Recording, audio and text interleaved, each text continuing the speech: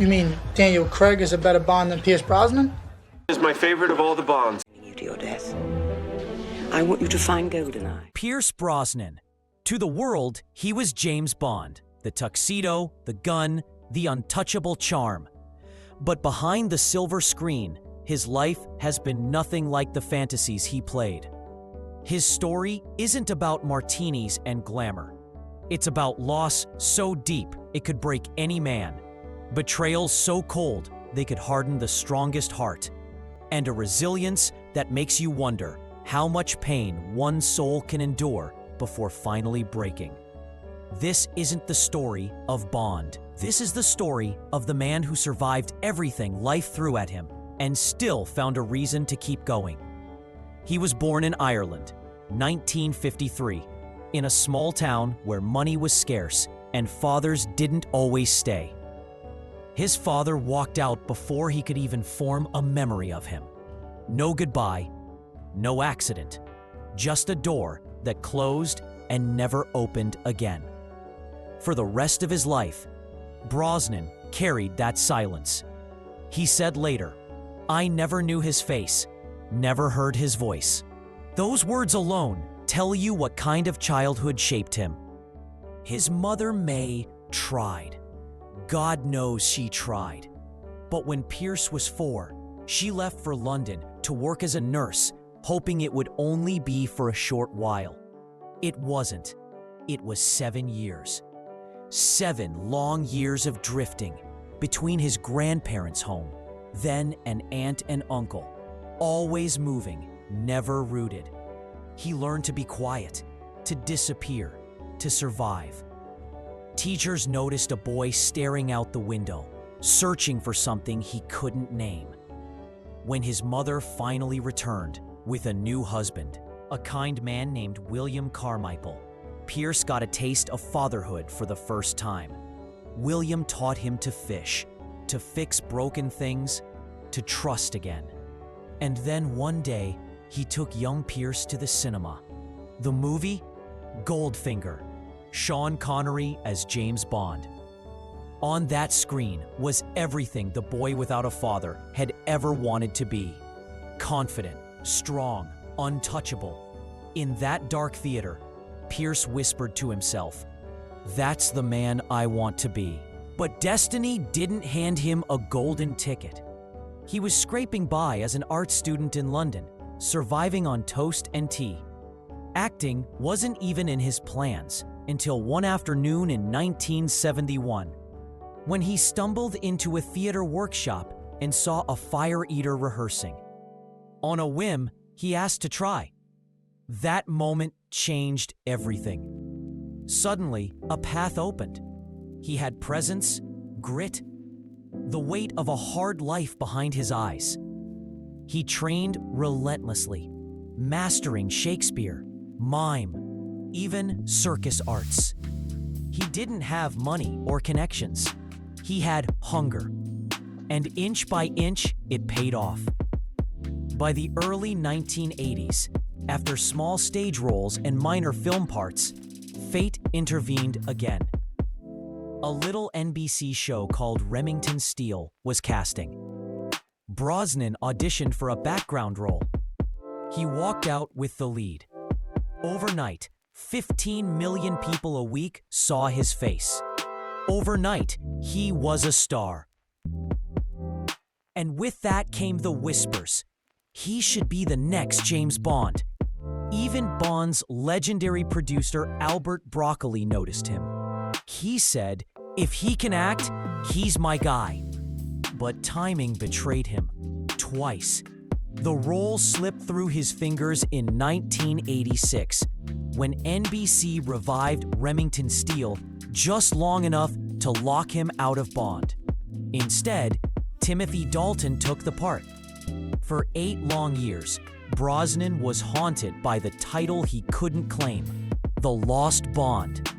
Then, finally, in 1994, destiny called. This time, he was ready. GoldenEye hit theaters in 1995, made $353 million, and resurrected the franchise.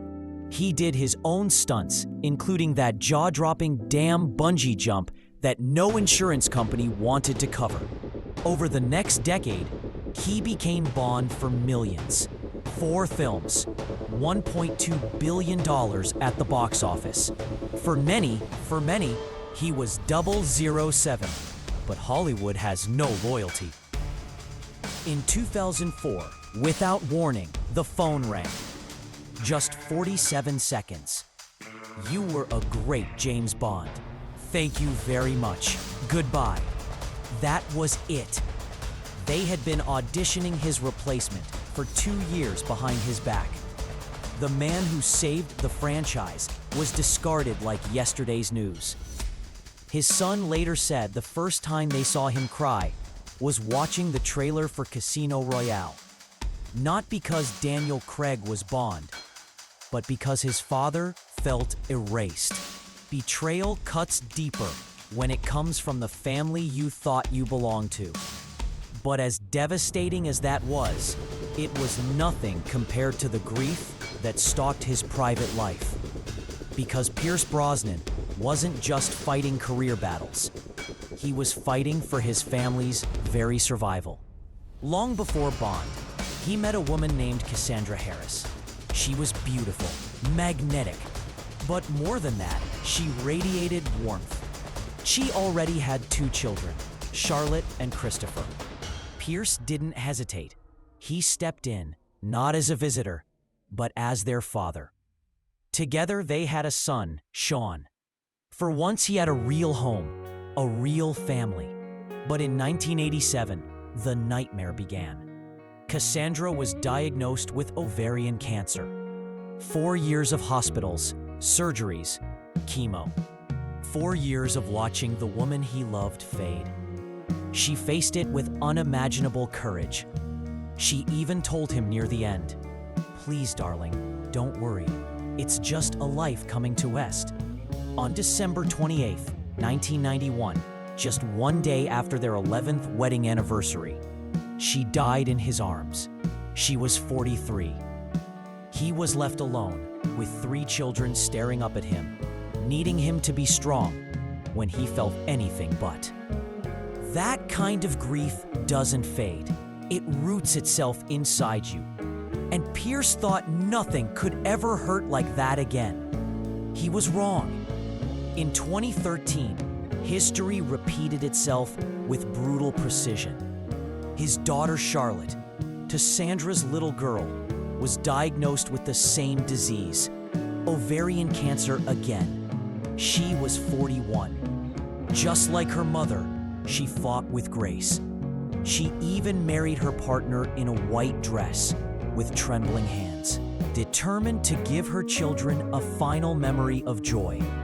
2 weeks later, she was gone. The cruel symmetry was unbearable. Cassandra at 43, Charlotte at 41, both stolen by the same merciless illness. And this time, Pierce wasn't just a widower. He was a father burying his child.